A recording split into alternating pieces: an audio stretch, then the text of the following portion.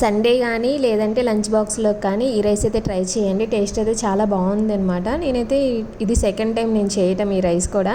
First అయితే cooker పెట్టుకొని oil వేసుకొని ఆయిల్ హీట్ అయిన తర్వాత మన దగ్గర ఉన్న గరం మసాలాలన్నీ వేసుకొని బాగా ఫ్రై చేయాలి స్మెల్ వచ్చే వరకు. తర్వాత జీలకర్ర అలానే కొంచెం సోంబా వేస్తే టేస్ట్ అనేది ఫ్లేవర్ అనేది కూడా బాగుంటుంది. తర్వాత ఆనియన్ వేసి ఆనియన్ కూడా మగ్గిన తర్వాత అల్లం వెల్లుల్లి పేస్ట్ ఫ్రై చేసుకోవాలి. తర్వాత టమాటా కూడా వేసి టమాటా కూడా మగ్గిన తర్వాత పెరుగు వేసుకోవాలి. పెరుగు కూడా బాగా వేయించుకుంటే దాంట్లో ఆయిల్ అనేది పైకి వస్తుంది.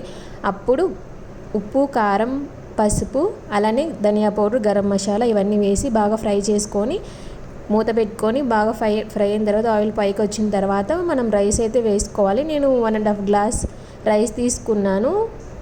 1.5 గ్లాస్ రైస్కి 2 గ్లాసెస్ అలా వాటర్ పోస్తారు కదా. సో నేనైతే కొంచెం తక్కువ క్వాంటిటీతో పోసాను.